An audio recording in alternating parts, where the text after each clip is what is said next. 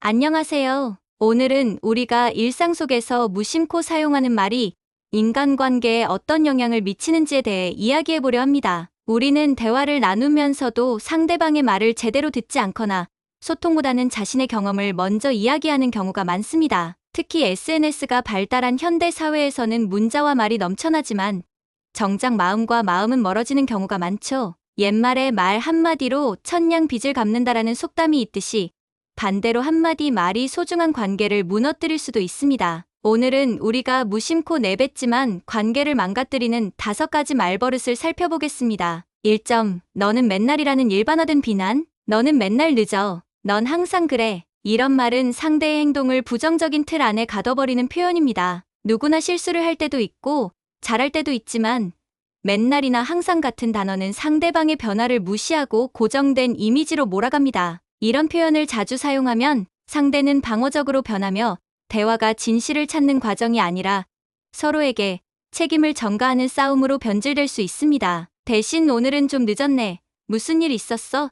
처럼 구체적인 상황을 언급하면 상대도 방어적인 태도를 내려놓고 열린 대화를 할 가능성이 높아집니다. 2점. 내가 너 때문에라는 책임 전가. 내가 너 때문에 이렇게 됐잖아. 내가 그때 그러지만 않았어도. 이런 말들은 모든 책임을 상대방에게 떠넘기는 말버릇입니다. 실제로 우리의 삶에서 일어나는 대부분의 일들은 단순히 한 사람의 잘못 때문이 아니라 여러 요인이 얽힌 결과물입니다. 심리학에서는 이를 귀인 오류라고 하는데 사람들은 불편한 상황을 마주하면 본능적으로 누군가의 잘못으로 규정하려는 경향이 있습니다. 하지만 이런 말들은 관계를 서서히 부식시키고 서로에게 상처를 남깁니다. 대신 이 상황을 어떻게 해결할 수 있을까?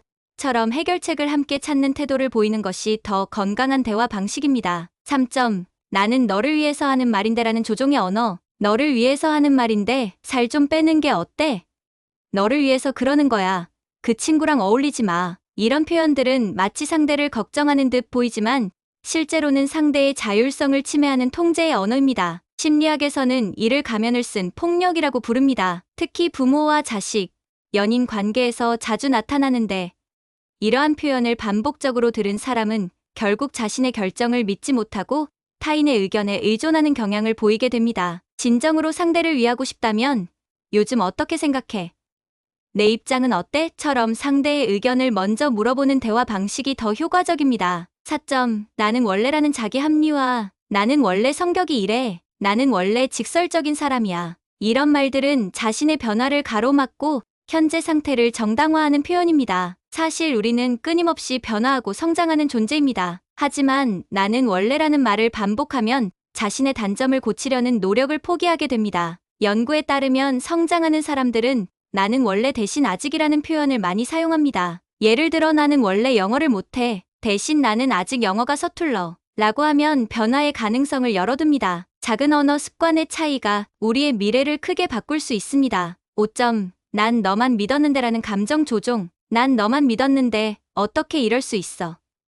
난 너를 친구라고 생각했는데. 이런 말들은 상대방에게 죄책감을 심어주고 관계를 망치는 감정적 조종의 언어입니다. 심리학에서는 이를 감정적 블랙메일이라고 부르며 이런 말을 자주 듣는 사람은 관계에서 자신감을 잃고 새로운 관계를 맺는 것을 두려워하게 됩니다. 연구에 따르면 난 너만 믿었는데라는 말을 들을 때 활성화되는 뇌 부위는 신체적 고통을 느낄 때와 유사하다고 합니다. 대신 실망을 표현할 때는 내가 한 행동에 대해 이렇게 느꼈어. 처럼 자신의 감정을 설명하는 것이 더 건강한 방법입니다. 건강한 관계를 위한 대화 습관, 관계를 망치는 5가지 말버릇을 살펴봤습니다. 우리가 사용하는 말들이 상대방에게 어떤 영향을 미치는지 다시 한번 돌아보는 계기가 되었으면 합니다. 일반화된 비난 대신 구체적인 상황을 이야기하기, 책임 전가 대신 함께 해결책을 찾기, 조종의 언어 대신 상대의 의견을 먼저 물어보기, 자기 합리화 대신 변화의 가능성을 인정하기, 감정 조종 대신 자신의 감정을 솔직하게 표현하기. 하버드대 존 고트만 박사의 연구에 따르면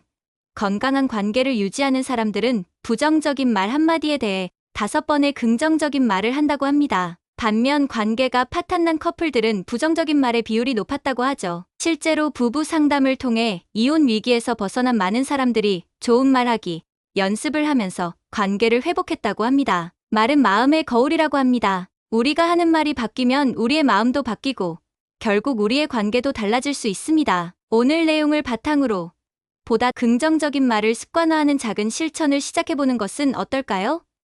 여러분의 소중한 관계를 더욱 건강하게 만들 수 있기를 바랍니다.